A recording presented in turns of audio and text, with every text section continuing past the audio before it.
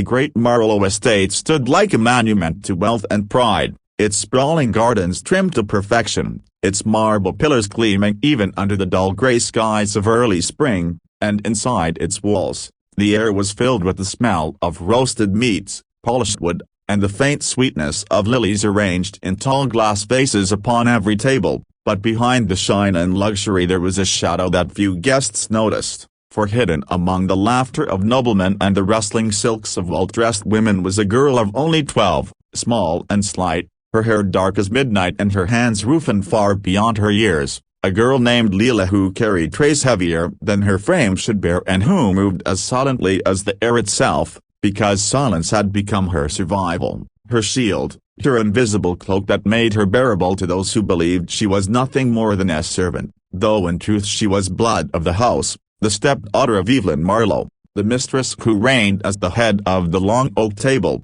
her golden hair swept into a crown of curls, her smile sharp enough to cut through glass, her words honeyed for her guests yet venomous for the child who dared to breathe wrong in her presence. And this night, as chandeliers cast golden light across the laughter of men and women who feasted without care, Evelyn's eyes were upon Leila with the same coldness she always carried, her gaze a warning that even one slip of the tray, one wrong step, one sound louder than expected, would bring punishment once the guests were gone. So Leila kept her head bowed, her voice swallowed, her heart beating with the steady rhythm of endurance. And though her arms shook as she lowered a silver jug onto the table, though her fingers trembled as she poured sparkling water into crystal glasses, she forced herself to move with grace, not because she wanted to but because she knew that failure meant bruises, harsh words, and the endless reminder that she was not wanted here, not as a daughter, not even as a child,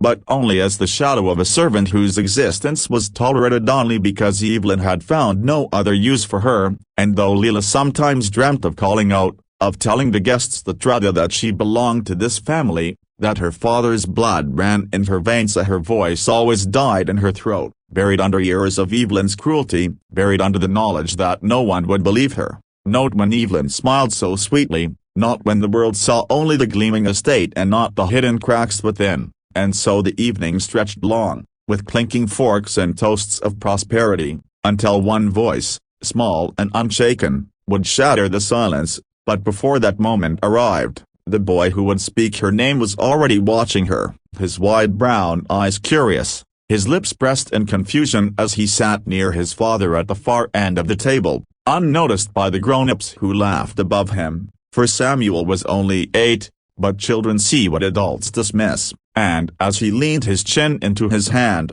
he followed Leila's every movement, seeing the way her back bent, the way she flinched under Evelyn's glance, the way she looked so much like him and yet was treated as though she were invisible, and something about it did not sit right in his young heart, something about it whispered that this was wrong, and though Samuel did not yet know the weight of the world's cruelties, he knew enough to recognize unfairness, and he carried that thought with him as the night pressed on. As more laughter filled the room, as more dishes were laid and removed, until the moment came when innocence and honesty collided with cruelty, and the fragile veil Evelyn had built around her lies began to tear,